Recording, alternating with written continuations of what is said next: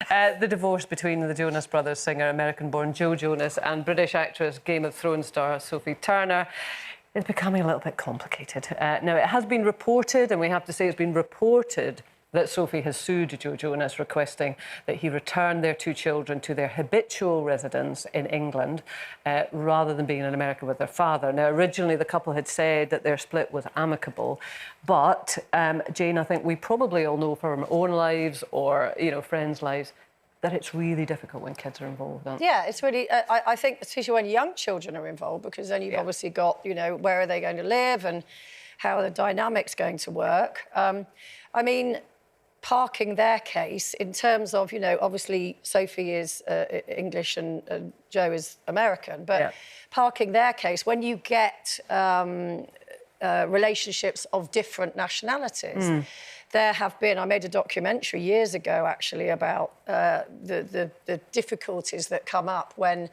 one parent wants to relocate with the children and the other parent is saying, well, I want them to live here. And it becomes a huge issue. And there's a charity called Reunite that is an amazing charity that's been doing this work. But there's two things. So there's like wrongful removal of a child. So say you were married to somebody from, I don't know, Germany, and they took your child away without your knowledge, the police will get involved in the UK because that's wrongful removal. But wrongful retention is a different thing. So if the Germans say father has been given permission to take them on holiday to Germany but then doesn't bring them back, the police don't get involved. So then you have to go through a court process under the Hague Convention. So it's all very, very complex. And there's lots of those cases live at the moment. Lots and lots of cases. And actually one of the most problematic countries is Australia, because a lot of Australians come over to the UK and have relationships and have children.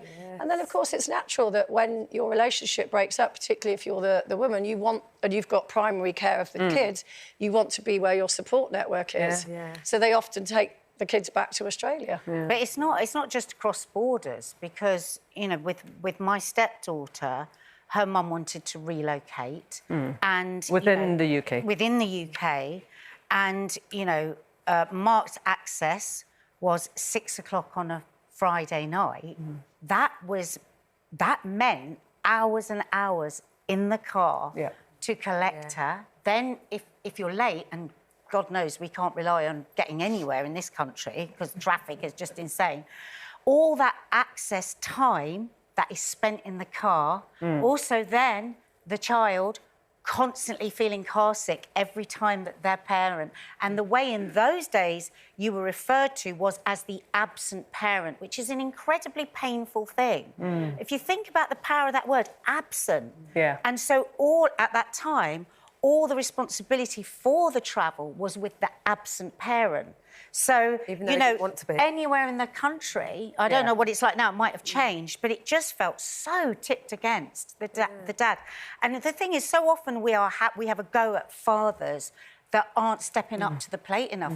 But I found in our experience, the law wasn't there to help at all. But I suppose there's also the experience of the child, isn't there? With the best will in the world, you're keeping it as amicable as possible. But as they get a bit older, they've got their own friends, they've got clubs, they've got, you know, I want to go to the shops with my mates on Saturday afternoon. Do they necessarily want to go 5 hours away to another part of the country where they haven't established those friendships? Hoping to see that boy when they go down to the shops, you know, all those things that they have to leave. I mean, of course, you know, you've got the other side of it. You've got women and men escaping abusive relationships. So where does the law turn to that side of it? You know, if you have to go and you're then told you're adopting my child, but actually you're escaping, I just wonder what happens in those situations. Well, I think that would be, I think then the law would very much be on your side there, But then again, whenever these cases end up in the courts, whatever the circumstances, it's always so difficult for the people involved. And so painful for the child always.